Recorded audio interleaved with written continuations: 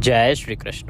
प्रिय दर्शकों, आज के इस वीडियो में हम विशेष रूप से बात करेंगे कि होली का दहन कब करना है, होली किस दिन मनानी है, और बताएंगे आपको रंगों वाला जो उत्सव है रंगोली या धूलंडी वो किस दिन मनानी चाहिए, शास्त्रीय नियम क्या कहते हैं। इस बार होली पर भद्रा का साया है तो भद्रा कब से कब तक रहेगी, पूजा के लिए शुभ समय क्या रहेगा, कब करनी चाहिए होली की पूजा और होली का दहन हमें कब करना चाहिए। इस प्रकार से संपूर्ण जानकारी होली के विषय में आपको इस वीडियो में प्रदान की जाएगी। आपसे निवेदन है कि वीडियो यदि थोड़ा सा भी उपयोगी लगे तो एक बार लाइक अवश्य कीजिएगा। ये एक प्रतिष्ठित ज्योतिष संस्थान का चैनल है। यहाँ हम सभी जानकारियाँ ज्योतिष शास्त्र और पुराण के आधार पर देते हैं। चैनल पर नए हैं तो सब्सक्राइब अवश्य करते जाइएगा। प्रिय दर्शकों, होली को लेके इस वर्ष बड़ा संशय है कि होली किस दिन मनानी चाहिए, 2 मार्च को या 3 मार्च को। इसका बड़ा कारण है पूर्णिमा का 2 दिन होना और दूसरे दिन सूर्य ग्रहण का होना, प्रथम दिवस पर भद्रा का होना, और इसी कारण से ये पूरा असमंजस उत्पन्न हो गया है। कुछ लोग ये भी कह रहे हैं कि रंगोली 4 को मनाएं, कुछ कह रहे हैं 2 को मनाएं, कुछ कह रहे हैं 3 को मनाएं।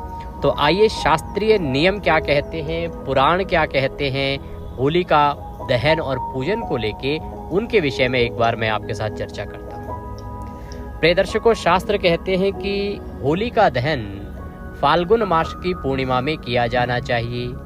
प्रथम शर्त है, अगर ऐसी स्थिति उत्पन्न हो कि पूर्णिमा 2 दिन हो तो जिस दिन प्रदोष व्यापनी पूर्णिमा हो उस दिन होली का दहन करना चाहिए, होली मनानी चाहिए। तीसरी बात, अगर अवस्था ऐसी हो कि दोनों ही दिन प्रदोष व्यापनी पूर्णिमा हो तो दूसरे दिन वाली पूर्णिमा ले, ये अधिक उत्तम है।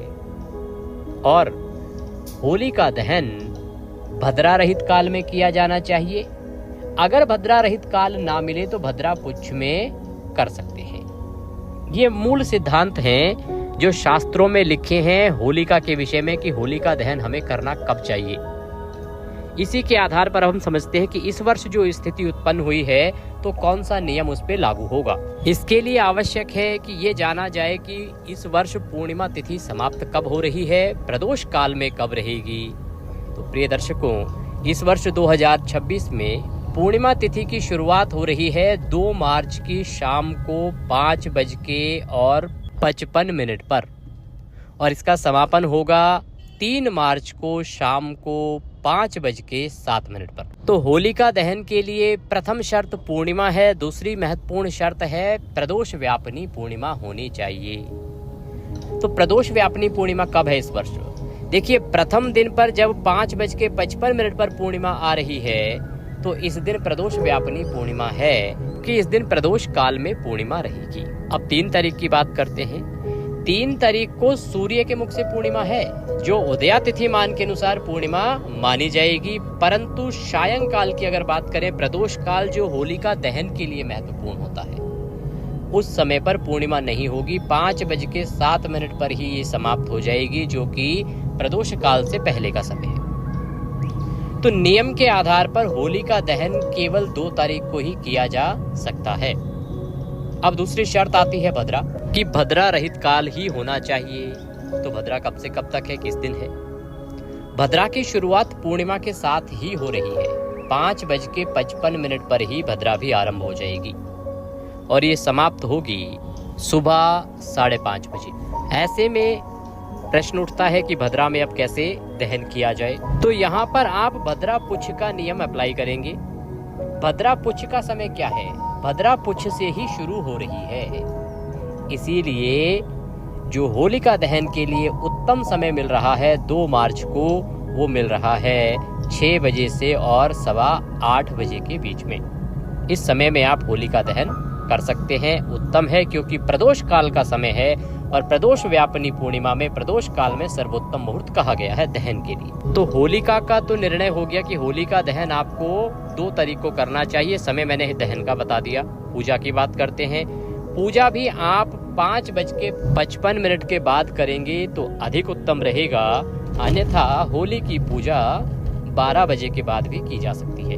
अब बात करते हैं कि जो पूर्णिमा पर व्रत आदि किए जाते हैं वो हमें कब करने चाहिए। प्रिय दर्शकों, सूर्य के मुख से पूर्णिमा 3 तारीख को रहेगी। उस दिन सत्यनारायण व्रत करना उत्तम होता है, परंतु ग्रहण रहेगा।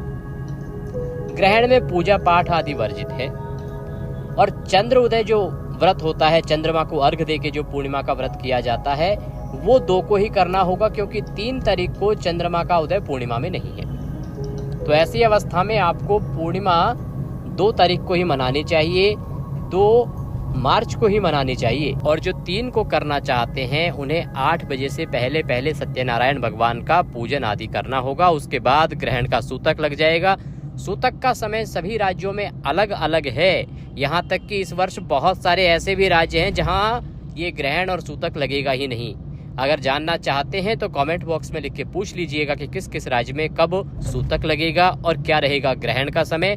इसके लिए मैंने एक वीडियो भी बनाया है, उसका भी आप लाभ ले सकते हैं। बात करें रंगों वाली होली की, तो रंगों वाली होली जिसे धूलेंडी भी कहते हैं, वो आपको 4 मार्च को मनानी चाहिए, क्योंकि 3 मार्च को ग्रहण है और 3 मार्च को सूर्य का उदय पूर्णिमा में है। पूरे दिन पूर्णिमा रहेगी, जबकि रंगों वाली होली प्रतिपदा में मनाई जाती है। इस नियम के तहत 4 तारीख को रंगों वाली होली मनाई जाएगी, जिसे धूलेंडी या रंगोली कहते हैं। ये थी जानकारी होली के विषय में। जानकारी थोड़ी भी अच्छी लगी हो तो लाइक अवश्य कीजिएगा। चैनल पर नए हैं तो सब्सक्राइब करते जाइएगा। ये एक प्रतिष्ठित ज्योतिष संस्थान का चैनल है। यहाँ सभी जानकारी ज्योतिष शास्त्र और पुराण के आधार पर दी जाती है। भगवान सबका कल्याण करे। हरे कृष्णा।